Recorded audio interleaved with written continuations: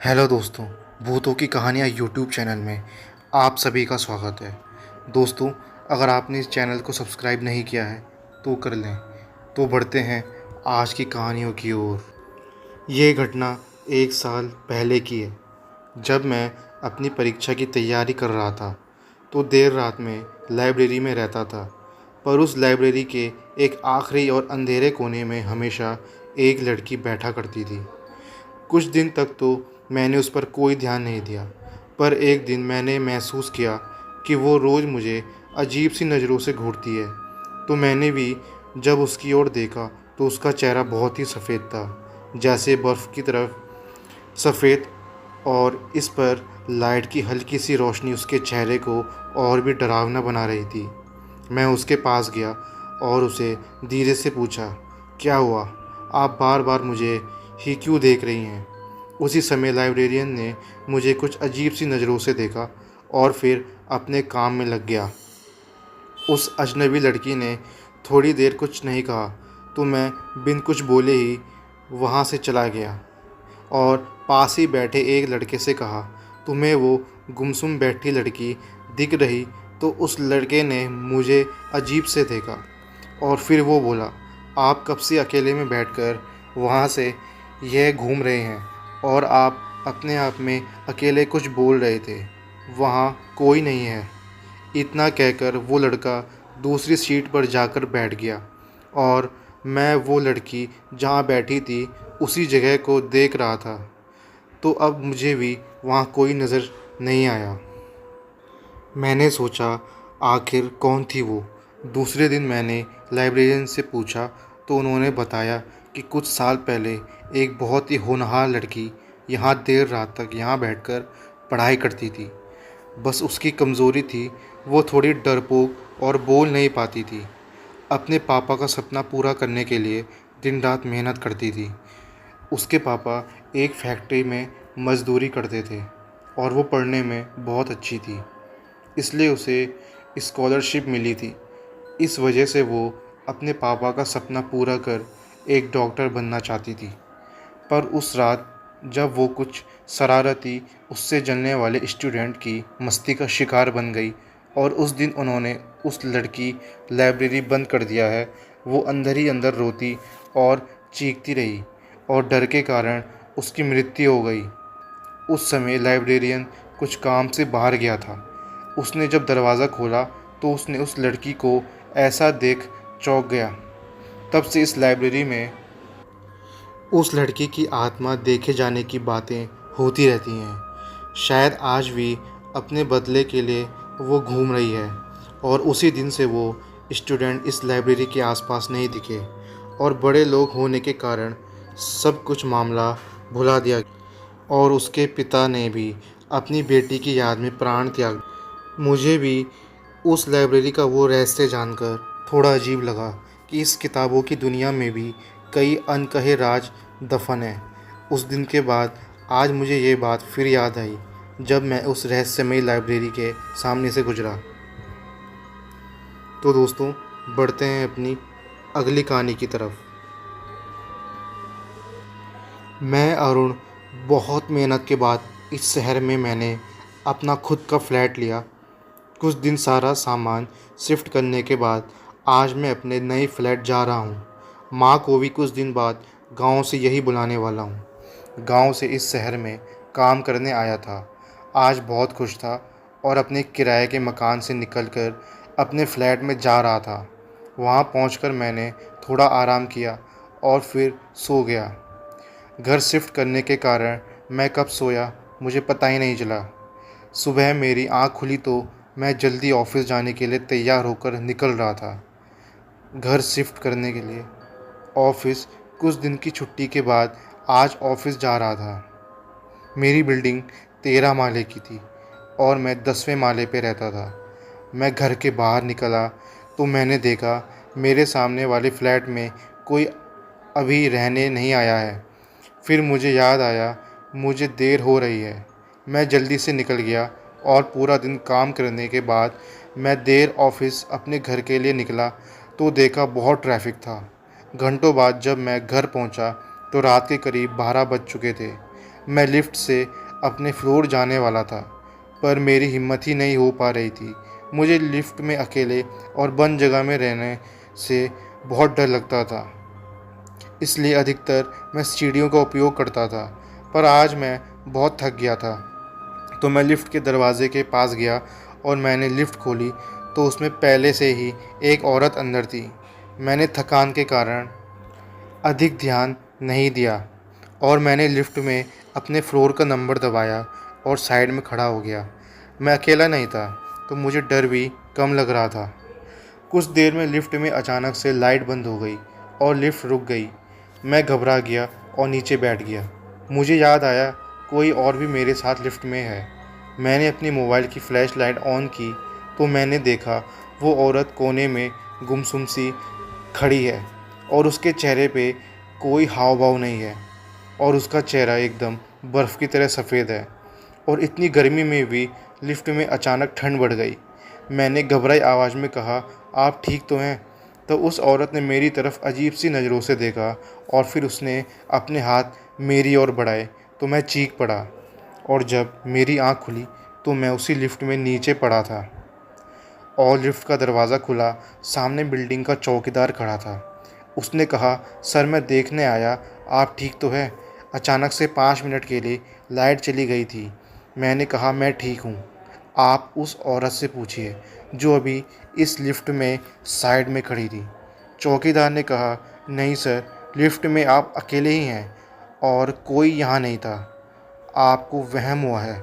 मैंने जल्दी से लिफ्ट की उस ओर देखा तो वहाँ सच में कोई नहीं था। तो मैं जल्दी से वहाँ से निकला और अपने फ्लैट में जाकर सो गया। सुबह जब मैंने बिल्डिंग के एक बुजुर्ग से बात की तो मुझे पता चला मेरे सामने वाले फ्लैट में ही एक औरत ने अपने पति के छोड़ के चले जाने के बाद डिप्रेशन में फांसी लगा ली। तब से वो फ्लैट हमेशा ही खाली रहता है और उस औरत की आत्मा आज भी अपने पति के धोखे के कारण इस बिल्डिंग में कभी-कभी देखी जाती है।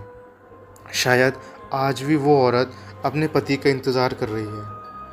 तो दोस्तों, बढ़ते हैं अपनी अगली कहानी की ओर।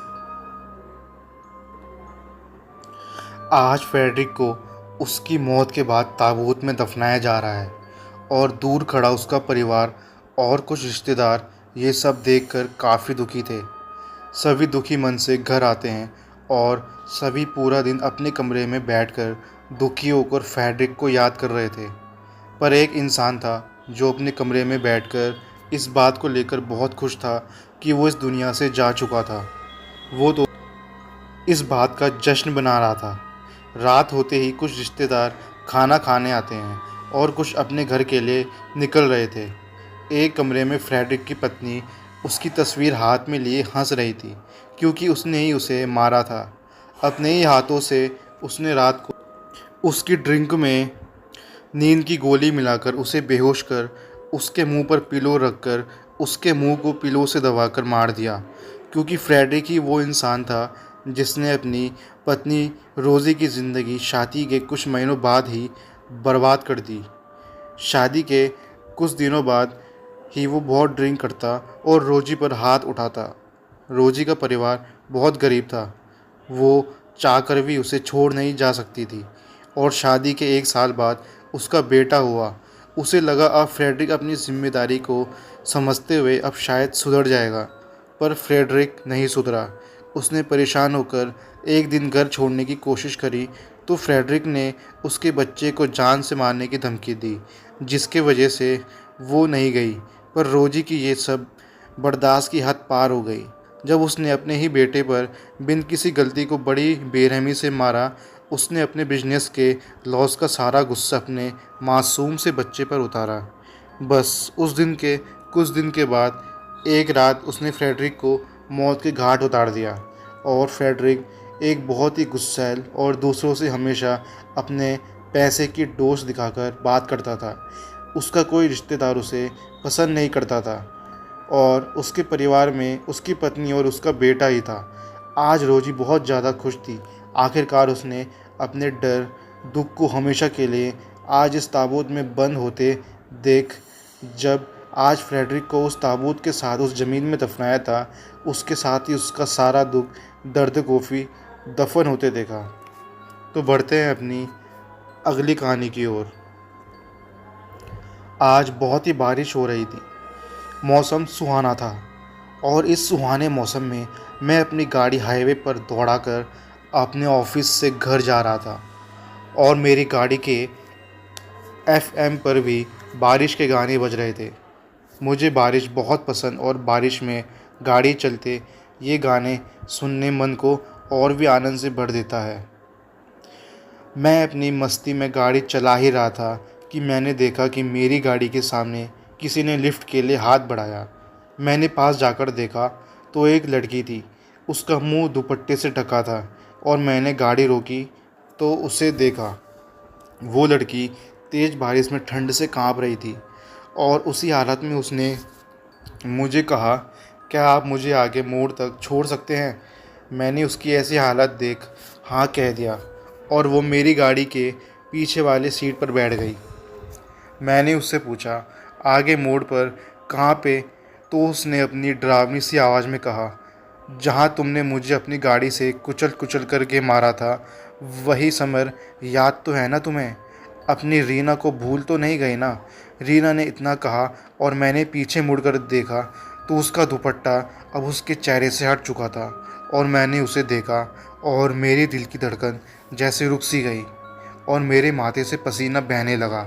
इस बारिश के ठंडे मौसम में भी मुझे पसीना आ रहा था और मैंने घबराहट में डरते हुए कहा, कौन हो तुम?" मेरे मुंह पे एक तेज़ रोशनी आई और समर की गाड़ी एक ट्रक से टकरा गई और समर की वहीं मौत हो गई जहाँ तक रीना ने लिफ्ट मांगी थी। असल में समर ने अपनी पत्नी रीना से उसकी दौलत लिए शादी की थी और जब उसने रीना से धोखे से दौलत अपने नाम कर ली तो उसने उसे बारिश में लॉन्ग ड्राइव के बहाने गाड़ी में बिठाकर और बीच रास्ते में गाड़ी ख़राब होने का कहकर उसे नीचे उतरने को कहा और उसने एकदम से गाड़ी चलाकर उसके ऊपर चढ़ा दी। ये सब इतना जल्दी हुआ कि रीना को संभलने का मौका तक नहीं मिला और समर ने उसे गाड़ी से रौंद कर उसे मार दिया और पास के एक कब्रिस्तान में दफना दिया।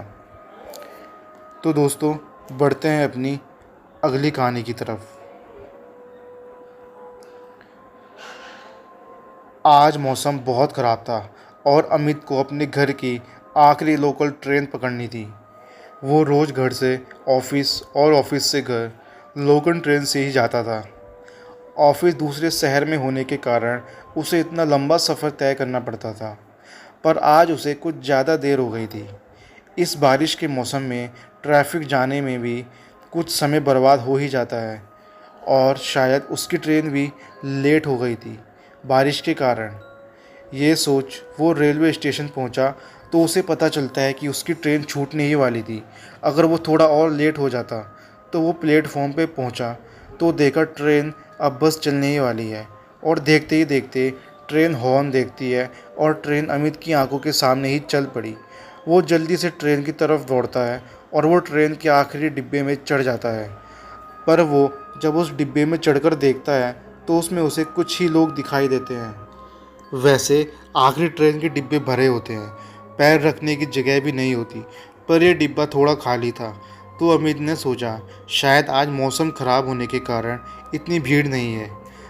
अमित थोड़ा आगे जाकर एक खाली सीट पर बैठ जाता है और कानों में ईयरफोन डालकर गाने सुनने लगता है। तभी उसकी सामने वाली सीट बैठा युवक उससे कुछ कहता है, पर उसे कुछ सुनाई नहीं देता। पर उसे कुछ हल्की सी आवाज़ आती है तो वो ईयरफोन निकालता है और उस युवक की ओर देखकर कहता है, आपने कुछ कहा क्या? तो वो युवक कहता है, हाँ, आप कहाँ जा रहे हैं? तो अमित कहता है, मैं बस आगे 2 स्टेशन बाद ही उतरने वाला हूँ। और आपको कहाँ उतरना है? तो वो युवक कहता है, मैं कहाँ जाऊँगा, मेरा तो यही है बसेरा, मुझे तो यही रहना है। तो अमित कहता है, अरे आप ये कैसी बातें कर रहे हैं? सबको कहीं ना कहीं उतरना होता है, आपको भी किसी स्टेशन पे उतरना होगा ना। तो वो युवक अमित को देख मुस्कुरा देता है और कोई जवाब नहीं देता है। तो अमित मन में कहता है, बड़ा अजीब इंसान है, अमित उस युवक से नज़र हटाकर खड़े होकर अपने आसपास नज़र दौड़ाता है तो उसे बड़ा ही अजीब महसूस होता है। कोई व्यक्ति कुछ आवाज़ नहीं कर रहा था। सब शांत से उस डब्बे में बैठे अमित को ही घूर रहे थे। उनके चेहरे पर कोई भाव नहीं थे। उनकी आंखें एकटक अमित को ही घूरे जा रही थी।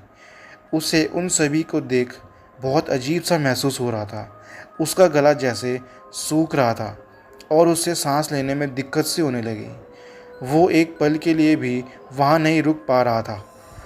वो वहाँ से चल के थोड़ी सांस लेने के लिए ट्रेन के दरवाजे के पास आकर खड़ा हो जाता है और कुछ देर में उसका स्टेशन भी आने वाला था।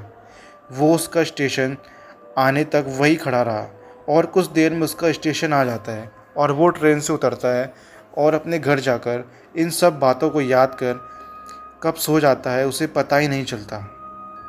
दूसरे दिन ऑफिस में वो अपने एक दोस्त से ये बात कहता है तो उसका दोस्त उसे बताता है कि उस ट्रेन का आखिरी डिब्बा हमेशा खाली ही रहता है और बंद ही रहता है, क्योंकि एक बार उस ट्रेन के उस आखिरी डिब्बे में किसी कारण से आग लग गई थी। आग पूरी ट्रेन में फैलती उससे पहले ही ट्रेन स्टेशन तक पहुंच जाती है और जल्दी से ज़्यादातर लोग उस डिब्बे से उतर जाते हैं, पर कुछ लोग उस आग में फंस जाते हैं जिसकी वजह से वो सभी उस आग के शिकार हो जाते हैं और जलकर मर जाते हैं। और इसी कारण वो डिब्बा बंद ही रहता है और कोई उस डिब्बे में नहीं चढ़ता है। कहते हैं उस आखिरी डिब्बे में आज भी जलकर मरे कुछ लोगों की आत्मा दिखाई देती है। तब अमित कहता है तुझे ये सब किसने बताया? तो अमित का दोस्त कहता है मुझे भी नहीं पता था। वो तो एक दिन मैं भी उस ट्रेन के उसी आखिरी डिब्बे में चढ़ गया था और मुझे कुछ अजीब सा लगा। मैंने वहाँ के एक स्टेशन मास्टर से पूछा, तब मुझे उस डिब्बे के बारे में पता चला, पर मुझे ये बात समझ नहीं आई तो उस डिब्बे में कैसे चढ़ा, वो तो बंद रहता है ना। तो अमित ने कहा वो मैं जल्दी में था और शायद तूफ़ानी बारिश की वजह से वो दरवाज़ा खुल गया होगा। तभी अमित कहता है तूने कहा डिब्बा बंद रहता है, तो तू कैसे चढ़ा? तो अमित के दोस्त ने कहा वो उस दिन मैं जल्दी में था, ट्रेन चल पड़ी थी तो मैं ट्रेन के पीछे दौड़ ही रहा था। तभी एक अजनबी युवक ने उस ट्रेन के डिब्बे के पास खड़े होकर अपना हाथ उस डिब्बे में चढ़ने के लिए मेरे आगे बढ़ाया और मुझे अंदर खींच लिया। मैंने उसे थैंक यू कहा और बातें करते हुए उससे पूछा आपको कहाँ जाना है?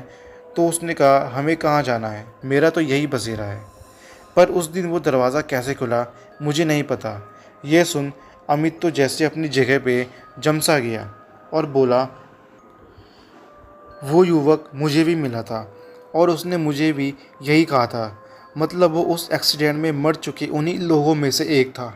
ये सब सोच अमित कल की तूफ़ानी रात और उन मरे लोगों के साथ कुछ समय रहने की बात से ही उसका रूह कांप उठती है। आज रात फिर से वो रेलवे स्टेशन पर उसी ट्रेन के सामने खड़ा था, पर आज उस ट्रेन का वो दरवाज़ा बंद था। पर कल रात उस ट्रेन के आखिरी डिब्बे का सफ़र उसके मन को खौफ से भर रहा था। तो बढ़ते हैं अपनी अगली कहानी की ओर। हर कोई चाहता है कि उसका अपना घर हो। अभी भी बहुत मेहनत कर और थोड़ा होम लोन लेकर एक बहुत शानदार घर खरीदता है, जो एक शानदार घर था और शहर के शोरगुल से दूर था। अभी को ये घर थोड़ा सस्ते में भी मिल गया था। अभी ऑफिस से 2 दिन की छुट्टी ले सारा शिफ्टिंग का सामान पूरा करता है और 2 दिन बाद ऑफिस जाता है। घर पर ज्योति, अभी की पत्नी, अपने बेटे आदि को स्कूल के लिए तैयार होने के लिए उसके कमरे में उससे उठाने जाती है। ज्योति जैसे ही आदि के कमरे जाती है तो वो देखती है आदि अपने बेड पर नहीं होता। वो आदि का नाम लेकर पूरे कमरे में नज़र दौड़ाती है तो वो देखती है आदि अपने बेड के नीचे सो रहा है। वो आदि को वहाँ खींचकर बाहर निकाल जगाकर कहती है तुम बेड के नीचे क्या कर रहे थे? तो आदि कहता है माँ मैंने रात को उसे अपने कमरे में देखा, वो खिड़की के पास खड़े होकर मुझे देखे जा रही थी। मैं जब आपके पास दौड़कर आने के लिए डोर खोल रहा था तो अपने आप लॉक हो गया। मैं बहुत डर गया और उसके बाद मैंने आपको बुलाने के लिए आवाज़ दी तो मेरे गले से आवाज़ निकल ही नहीं रही थी। वो अजनबी परछाई मुझे देख के अजीब सी हंसी और मेरी आंखों के सामने ही गायब हो गई। तो मैं डरते डरते बेड के नीचे जाकर छुप गया कि जब वो सच में चली जाएगी तो मैं आपको बुला दूंगा। पर मैं कब सो गया मुझे पता ही नहीं चला। माँ यहाँ से वापस अपने पुराने घर चलते हैं। वो हमें यहाँ नहीं रहने देगी माँ, वो हम सबको मार देगी। माँ चलो आज ही अपने घर चलते हैं। ज्योति आदि को समझाते हुए कहती है, माँ को तुम्हारे पापा से बात करूँगी। इतना कहकर ज्योति आदि को स्कूल जाने के लिए तैयार होने को कह देती है और जाकर घर के काम में लग जाती है।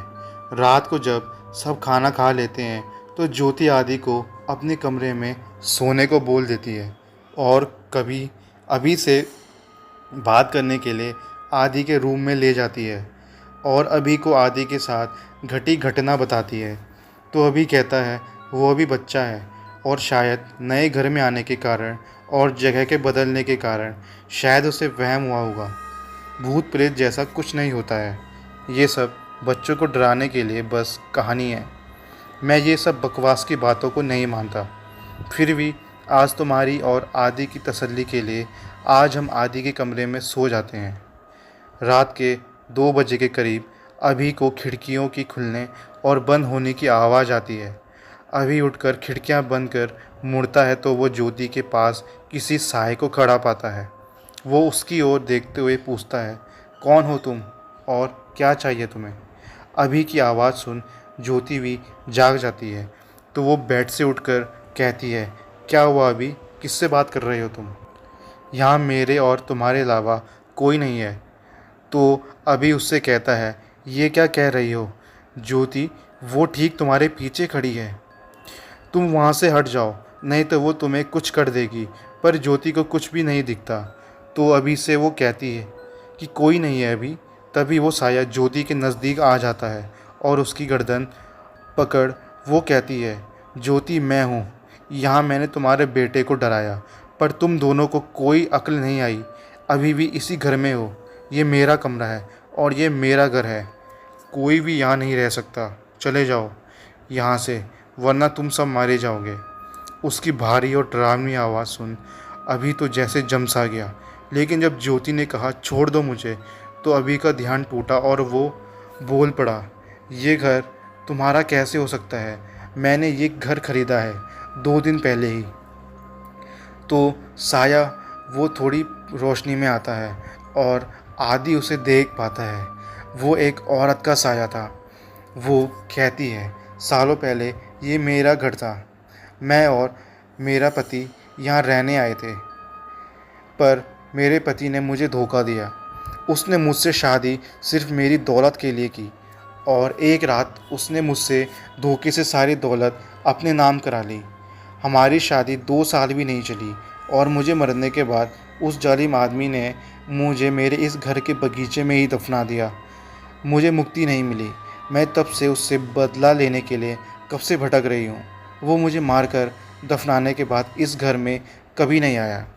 वो इस घर का पुराना मालिक मिस्टर शर्मा है जिनसे तुमने ये घर खरीदा है और जब तक उसे उसकी किए की सज़ा नहीं मिलती तब तक मैं यहाँ से नहीं जाऊँगी और जो भी यहाँ रहने आएगा उसे भी मैं यहाँ रहने नहीं दूँगी। तो तुम चले जाओ यहाँ से वरना अंजाम अच्छा नहीं होगा। अभी अपने मन में सोचता है कि हमारा घर हो, ये मेरा और ज्योति का सपना था। मैं ऐसे ही डर कर अपने सपने को टूटने नहीं दे सकता पर मैं अपने परिवार को खतरे में भी नहीं डाल सकता। तभी ज्योति के गर्दन की पकड़ ढीली हो जाती है और ज्योति दौड़कर अभी के पास आ जाती है और कहती है, ये कौन है और क्या चाहती है, ये हमसे बोली। अभी तभी वो साया वहाँ से गायब हो जाता है।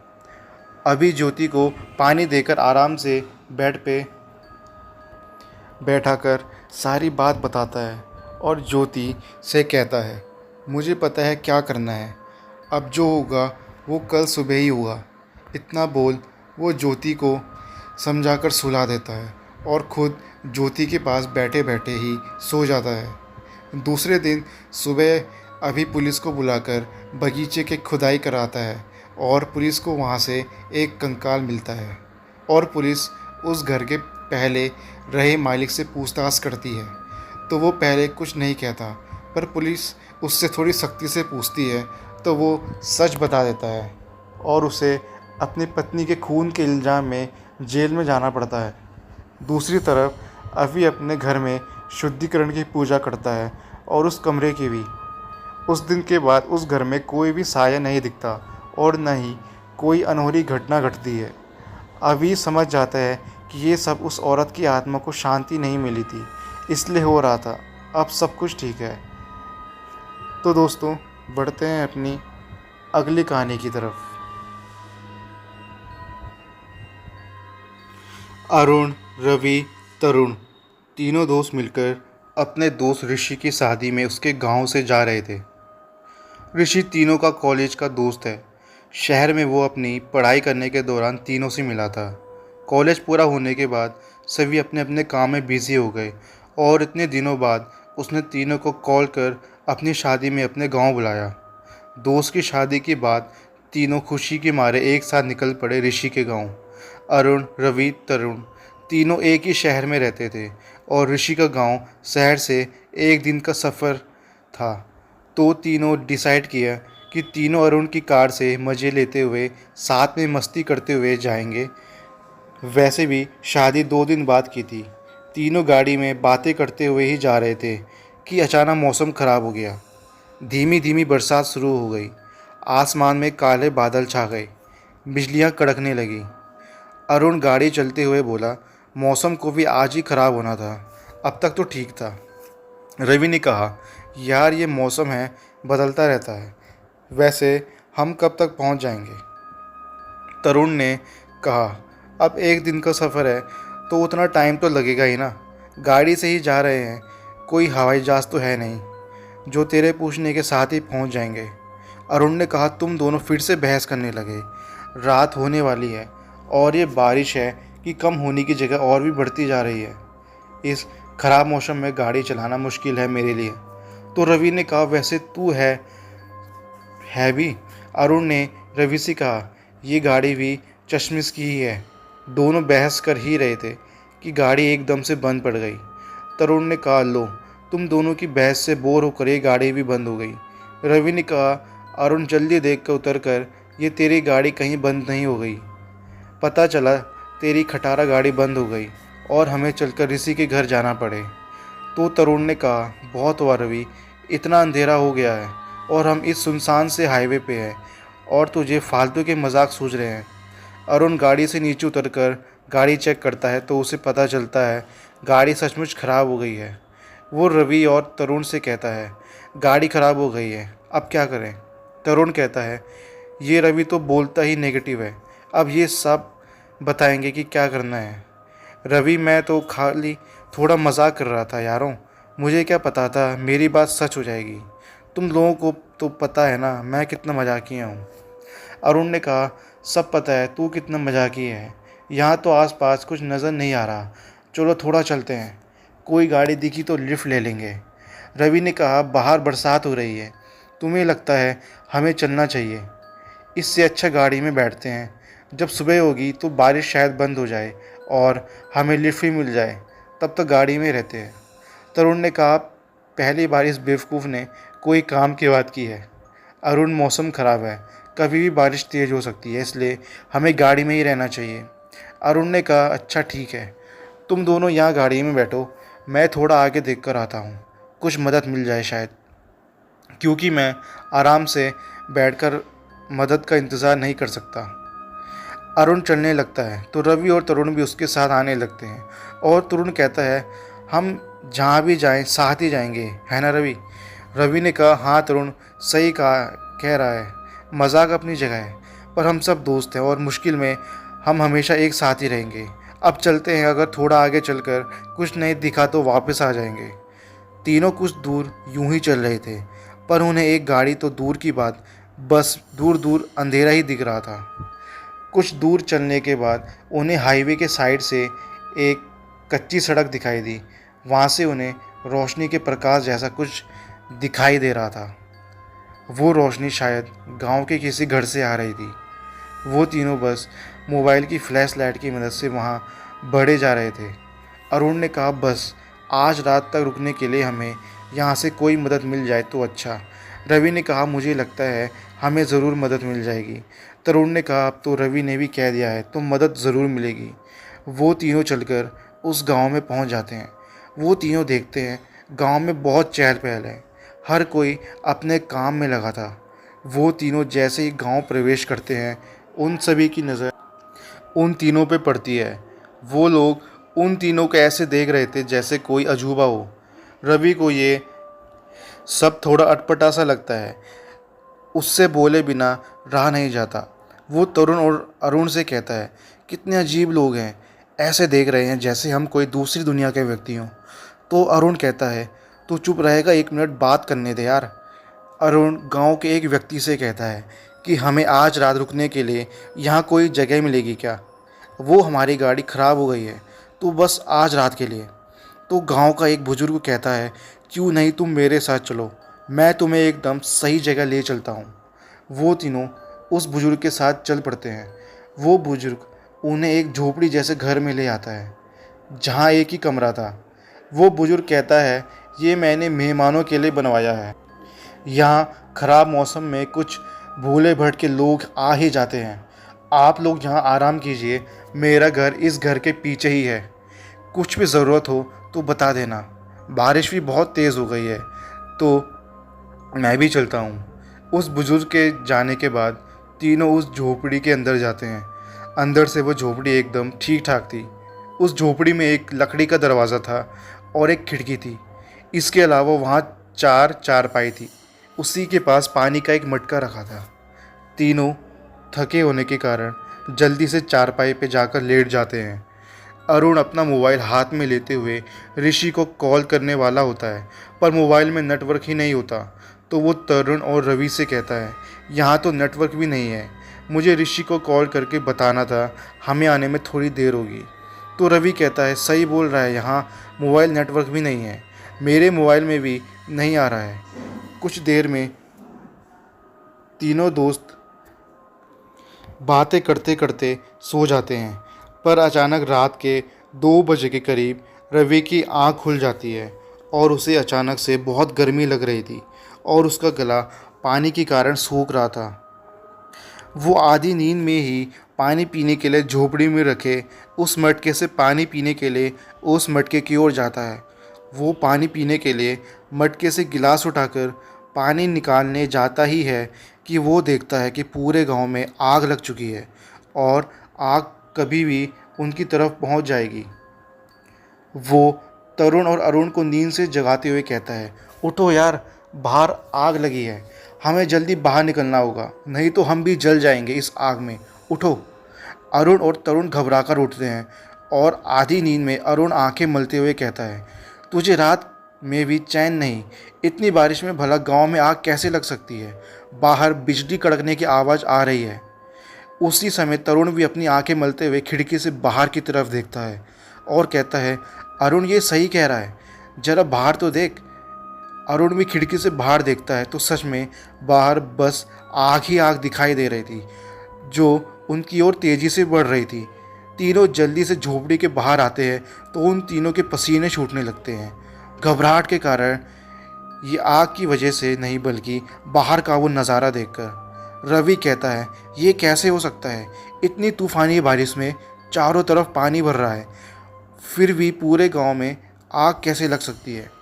अरुण बोला, अभी भी आग बढ़ रही है, ये कैसे संभव है? तरुण, यार पर किसी की भी मदद की या चीखने की आवाज़ क्यों नहीं आ रही है? ऐसा लग रहा है जैसे पूरा गांव खाली हो। रवि कहता है, चलो चलकर देखते हैं। तीनों गांव के सामने वाले घर में झांक कर देखते हैं तो उन्हें कोई दिखाई नहीं देता है। फिर वो उस बुजुर्ग के घर की तरफ बढ़ते हैं जो उन्हें यहाँ लेकर आया था। वो देखते हैं उस घर में भी कोई नहीं है। वो तीनों घबरा जाते हैं और सोचते हैं कि कुछ समय पहले जिस गांव में इतने लोग थे वो अचानक से कैसे एक पल में खाली हो गया।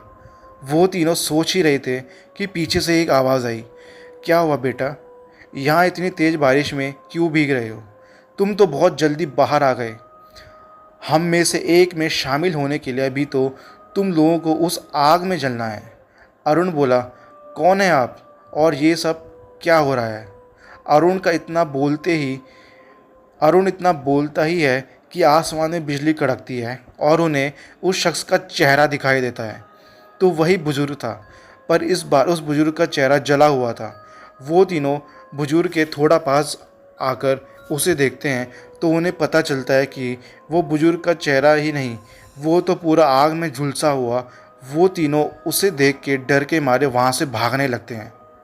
वो तीनों गांव की सीमा तक पहुंचते ही हैं कि सामने से सारे गांव के लोग जले हुए से लड़खड़ाते हुए उनकी ओर बढ़ रहे हैं और अजीब सी घूरती आवाज़ में उनकी ओर बढ़ते ही जा रहे थे। तभी अरुण ने कहा, आगे ये लोग हैं और पीछे वो बुजुर्ग, कैसे इन सबसे बचाकर बाहर निकले। तरुण ने कहा, कहाँ फंस गए यार। तो रवि ने कहा, मेरे पास एक आइडिया है। अरुण ने कहा कि क्या आइडिया है तेरे पास। तो रवि ने तरुण और अरुण का हाथ पकड़ के उन सभी गांव वालों को टक्कर मारते हुए वहां से भगा ले जाता है। कुछ देर बाद वो गिरते पड़ते बारिश में भीगते हुए उस गांव से थोड़ा दूर आ जाते हैं और तीनों सांस लेने के लिए रुक जाते हैं। अरुण कहता है, ये सब लोग कौन थे, कितने अजीब थे। तरुण कहता है, वो सब लोग हमें कितनी डरावनी नज़रों से देख रहे थे। रवि ने कहा, वो सब मुर्दे थे, यानी मरे हुए लोग। वो पूरा गांव मृत लोगों का था। अगर हम थोड़ी देर वहाँ रुकते तो हम भी नहीं बचते। अरुण ने कहा, तुझे कैसे पता वो सब मर चुके हैं। रवि, कॉमन बात है, कौन सा जिंदा इंसान ऐसी हरकत करता है। बस मुझे ऐसा लगा कि मृत लोग हैं, तो तुम दोनों को वहाँ से ले आया। अरुण कहता है, बात जो भी है, फ़िलहाल हमें यहाँ से निकलकर फिर से हाईवे में जाना होगा। ऊपर से ये बारिश बंद होने का नाम ही नहीं ले रही है। तरुण कहता, तो जल्दी से यहाँ से चलो, नहीं तो हम फिर से मुश्किल में पड़ सकते हैं। तीनों वहाँ से निकलकर हाईवे पे जाते हैं।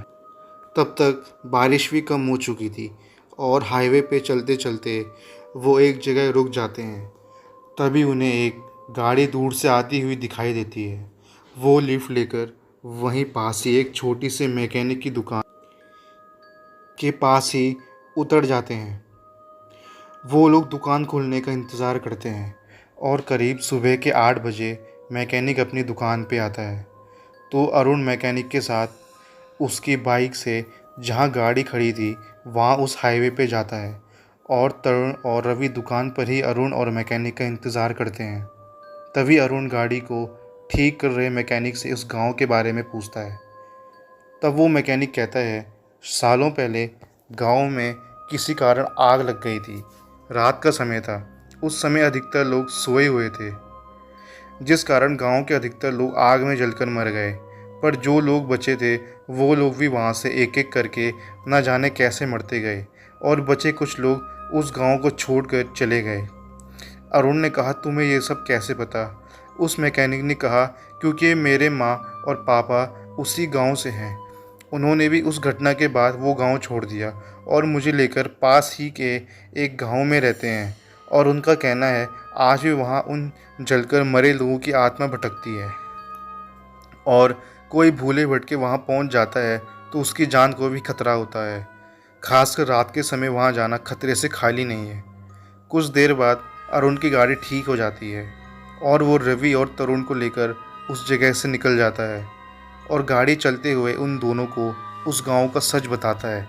वो ये बात सुनकर चौंक जाते हैं, पर रवि कहता है, मैंने कहा था ना, वो सभी लोग मरे हुए हैं। ये भूतिया गांव की यात्रा मुझे पूरी ज़िंदगी याद रहेगी। तो दोस्तों, बढ़ते हैं अपनी अगली कहानी की तरफ।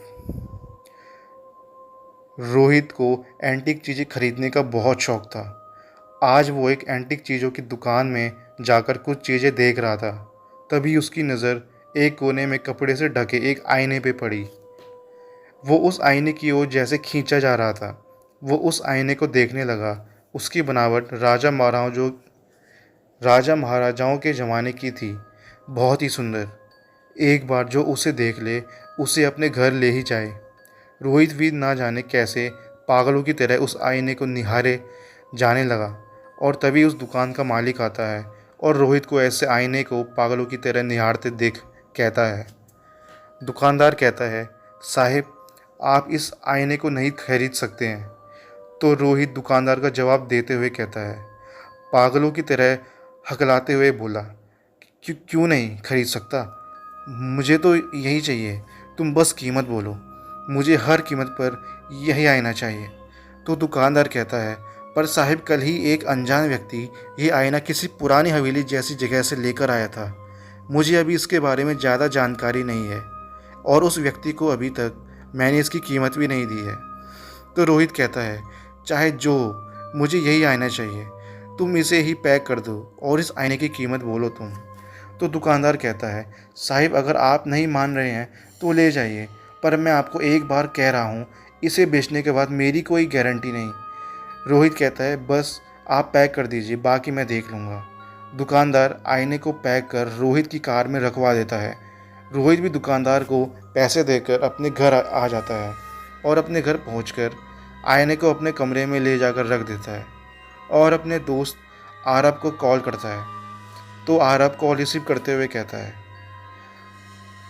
कॉल रिसीव करके, हेलो रोहित, बोल क्या नया एंटीक सामान लेकर आया है इस बार? रोहित कहता है, तुझे कैसे पता कि मैं कुछ लेकर आया हूँ? मैंने तुझे कुछ बताया भी नहीं। तो आरब कहता है, तेरे बचपन का दोस्त हूँ, मुझे पता रहता है। अंकल आंटी कहीं बाहर गए होंगे, तू घर पर अकेला होगा और इसलिए तू फिर से कोई एंटीक चीज़ उठा लाया होगा। क्योंकि अंकल और आंटी होते तो तुझे डांटते। और फिर उसके बाद आरब चुप हो जाता है। तो रोहित कहता है, बिल्कुल सही कहा, अब जल्दी घर आ जा, मैं तुझे एक एंटीक आईना दिखाने वाला हूँ। आरब कहता है, बस मैं अपना ऑफिस का काम करने तक तेरे घर आता हूँ। रोहित कहता है, चल ठीक है, पहले तो अपना काम कर ले। रोहित कॉल कट करके उस आईने के पास जाकर उस पे से कपड़ा हटाकर देखता है तो उसे उस आईने में सब कुछ ठीक ही लगा। कुछ देर वो आईने को देखता है और फिर वो लैपटॉप लेकर अपना काम करने लगता है। तभी उसे लगता है जैसे उसे कोई चीज़ देख रही है। वो कमरे में चारों तरफ नज़र दौड़ाता है पर उसे कोई नज़र नहीं आता। फिर वो सोचता है शायद उस दुकानदार की बात की वजह से उसे वहम हो रहा होगा। कुछ देर अपना काम करने के बाद वो घड़ी में देखता है, रात के 8 बज रहे होते हैं। वो किचन से खाना लेने जाता ही है कि वो देखता है आईने में उसे कुछ परछाई जैसी दिखाई देती है। रोहित आईने के पास आकर कहता है, कौन? सामने आओ। तभी आईने में रोहित का चेहरा बदला हुआ नज़र आता है, जैसे वो अपने आप को देखने की जगह किसी और को ही देख रहा है, जो किसी राजा की तरह कपड़े पहने और हाथों में तलवार लिए खड़ा था। और उसका चेहरा सड़ा ना जाने कितने सालों से असंख्य कीड़ों द्वारा खाया हुआ सा नज़र आ रहा था।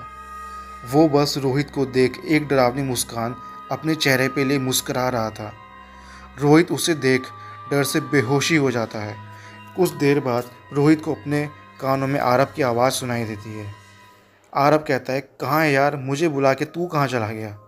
रोहित का नाम पुकारते हुए आरब उसके कमरे में आ जाता है और वो देखता है रोहित उसकी दूसरी तरफ मुंह करके खड़ा था। तो आरब ने कहा, तू ऐसे भूतों की तरह क्यों खड़ा है भाई, अपनी शक्ल तो दिखा।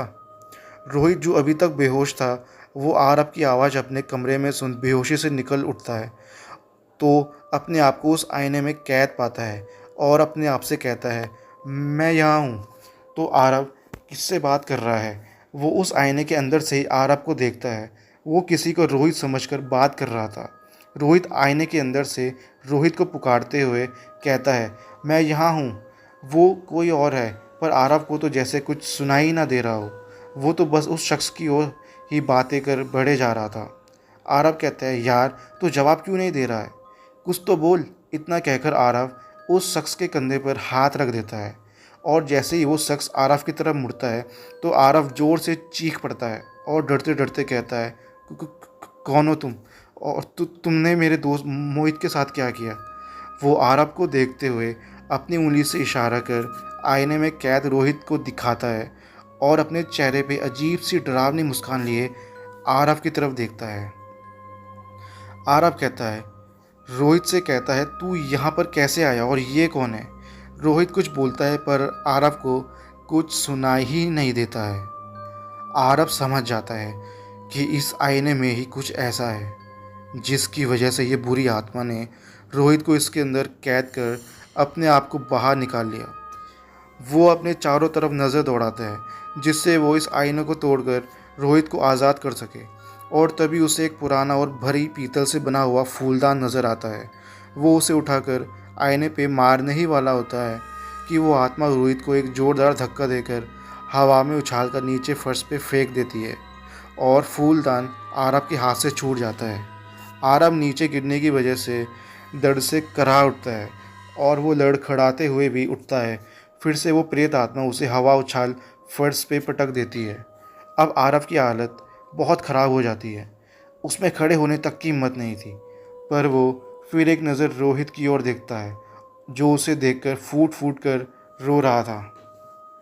आरब को रोहित को इस तरह देख बिल्कुल भी अच्छा नहीं लगता। उसने कभी अपने दोस्त को इस तरह लाचार और रोते हुए तो बिल्कुल भी नहीं देखा था। वो अपने आप को जैसे तैसे संभालते हुए अपने पास ही पड़े उस फूलदान को उठाकर आईने पर अपनी पूरी ताकत मारता है और वो आईना टूट जाता है और उस आईने के टुकड़े पूरे कमरे में फैल जाते हैं। आरब के सामने खड़ा हुआ साया भी अचानक से गायब हो जाता है। आईने के टुकड़ों के पास ही रोहित बेहोश पड़ा होता है। आरब अपने आप को जैसे तैसे संभाल कर उठकर खड़ा होता है और अपने मोबाइल से रोहित के फैमिली डॉक्टर को कॉल कर घर बुला लेता है और रोहित को बेड पर लेटा देता है और खुद बाथरूम में जाकर अपने घाव धोने लगता है।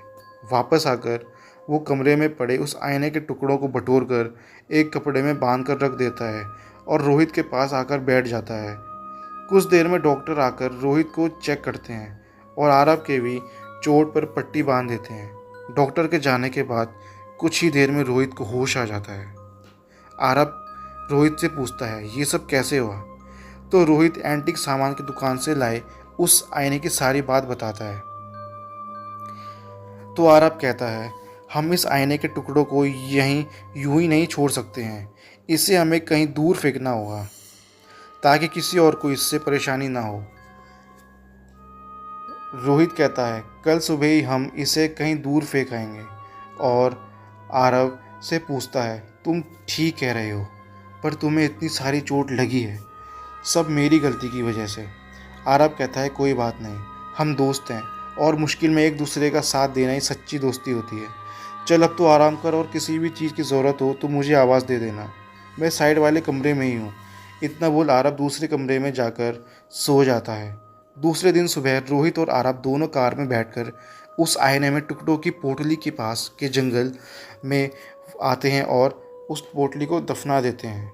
10 दिन बाद उसी जंगल में कॉलेज के कुछ स्टूडेंट्स जंगल एडवेंचर पे आते हैं तो उन्हें एक कपड़े में लिपटा हुआ एक बहुत ही सुंदर आईना मिलता है जो उन्हें अपनी ओर ऐसे खींचता है कि वो उसे अपने साथ ले जाए बिना नहीं रह पाते। तो दोस्तों बढ़ते हैं अपनी अगली कहानी की तरफ, आइए सुनते हैं। मैं अभिनव आज अपने घर से दूर एक होटल के बारे में उसके कमरे में बैठा हूँ और सोच रहा हूँ अपनी ज़िंदगी और मौत के बीच झूलती ज़िंदगी को। आज मुझे सच में एहसास है अपने कीमती जीवन का, अपनी हर एक सांस का। आज मुझे सच में अपनी मौत का खौफ है।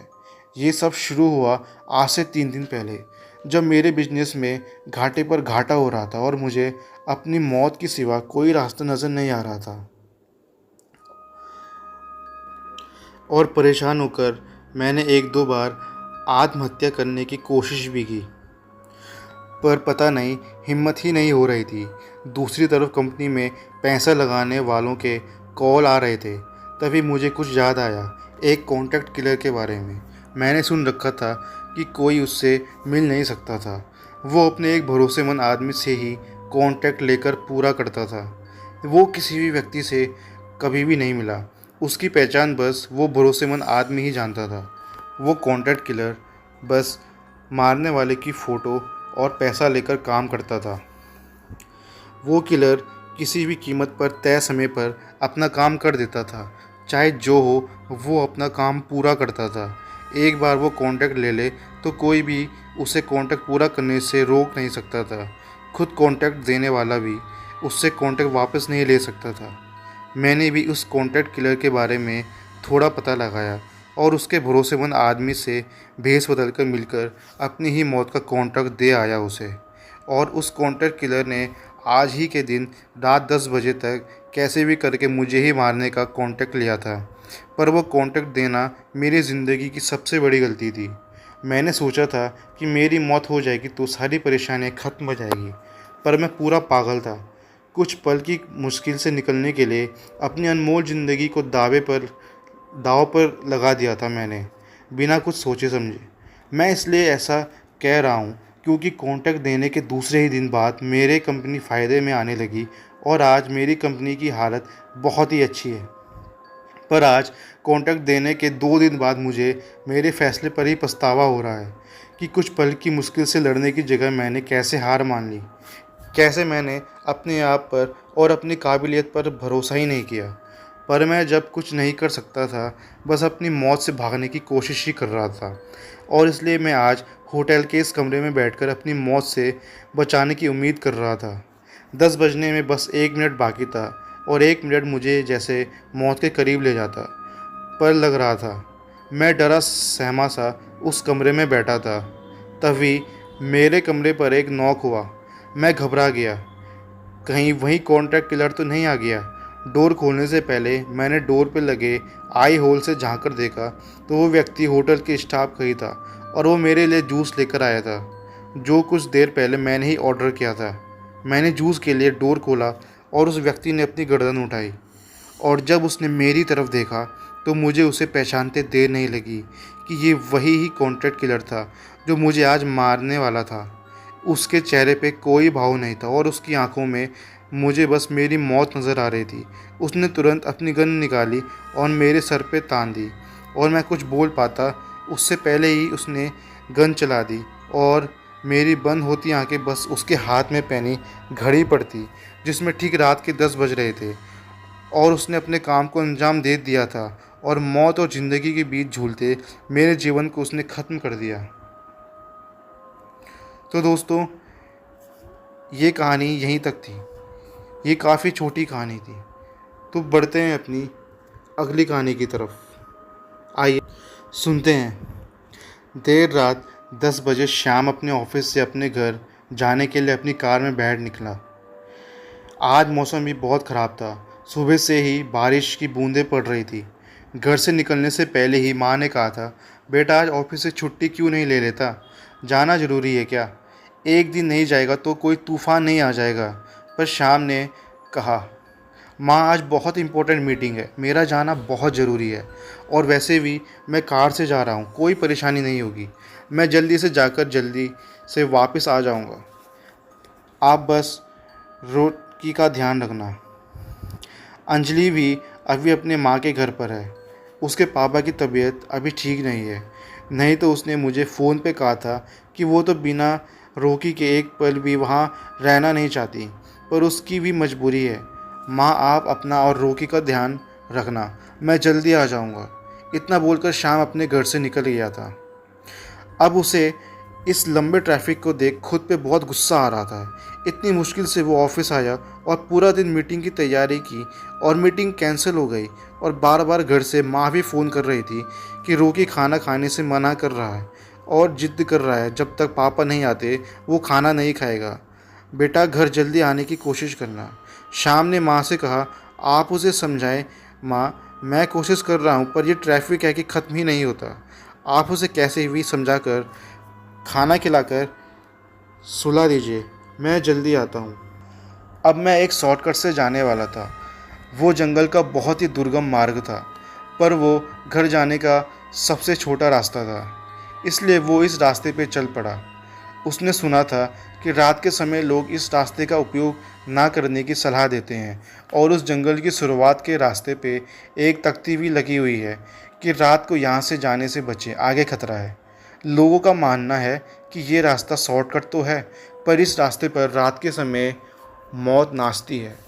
शाम भी अक्सर दिन के समय जब बहुत जल्दी घर जाना होता तो वही इस रास्ते का उपयोग करता था, पर इस समय उसे बस अपने बेटे का ख्याल रखना था और इसलिए वो बिना ज़्यादा सोचे समझे इस जंगल के इस रास्ते पर चल पड़ा। हल्की बारिश में श्याम गाड़ी चलते आते हुए आगे बढ़ ही रहा था कि एकदम से उसकी गाड़ी रुक गई। श्याम थोड़ा सा परेशान हो गया कि गाड़ी कल ही ठीक करा के लाया था और अब तक गाड़ी एकदम ठीक चल रही थी, तो अचानक से गाड़ी कैसे बंद हो सकती है। उसने 2-3 बार गाड़ी चालू की और गाड़ी फिर से चालू हो गई। श्याम ने एक राहत भरी सांस ली थी कि अचानक थोड़ी आगे गाड़ी चलाई ही थी कि उसे महसूस हुआ कि उसके पीछे वाली सीट पर कोई बैठा लंबी सांसें ले रहा है। और जब श्याम ने अपने पीछे वाली सीट की ओर मुड़कर देखा तो वहाँ किसी का एक साया उसे दिखा। उसने झट से गाड़ी से उतरकर गाड़ी के पीछे वाली सीट का डोर खोला तो उसे वहाँ कोई नज़र नहीं आया। तो वो गाड़ी का डोर फिर से बंद कर मुड़ा। तभी मौसम ने करवट ली और अभी तक धीमे धीमे होती बारिश अचानक से तूफ़ानी बारिश में बदल गई और आसमान में बिजली कड़की। और उसी बिजली की रोशनी में श्याम को साफ साफ दिखाई दिया कि उसकी गाड़ी के सामने कोई परछाई जैसी आकृति खड़ी है। वो उसे देख वहाँ किसी बर्फ़ की सिल्ली सा जम सा गया और इतनी तूफ़ानी बारिश में उसके माथे से पसीने की बूंद टपक कर उसके पूरे शरीर में एक सिरहन सी दौड़ा रही थी। और उसी समय फिर से एक बार आसमान में तेज़ बिजली कड़की और श्याम जैसे होश में आया हो और डर और घबराहट के साथ अपनी पूरी हिम्मत बटोर कर वो जल्दी से गाड़ी में बैठ जाता है और बिना रुके गाड़ी उस दुर्गम मार्ग पे अंधाधुंध दौड़ाता है। और कुछ ही समय में ही वो हाईवे को अपनी आंखें के सामने पाता है। लेकिन गाड़ी की रफ्तार तेज़ होने के कारण और मौसम ख़राब होने के कारण उसे कुछ साफ साफ नहीं दिखता और उसकी गाड़ी एक पेड़ से जा टकराती है। वो बेहोश हो जाता है। सुबह वो पाता है कि वो सरकारी अस्पताल में है। वहाँ से उसे पता चलता है कि सुबह सुबह एक ट्रक वहीं से गुज़र रहा था। उसी ट्रक वाले ने उसे वहाँ छोड़ा था। उस दिन शाम को एहसास होता है कि इस मतलबी दुनिया में अब भी इंसानियत जीवित है, नहीं तो कोई बिना किसी स्वार्थ के आज की दुनिया में किसी अजनबी की मदद नहीं करता। उस दिन के बाद जब शाम रात को उस जंगल वाले रास्ते को देखता हुआ वहाँ से गुज़रता है तो उसे आज भी वही डरावना मंजर याद आ जाता है। तो दोस्तों, ये थी आज की कहानी। उम्मीद है कि आपको पसंद आई होंगी। तो मिलते हैं आपको अगली वीडियो में। धन्यवाद।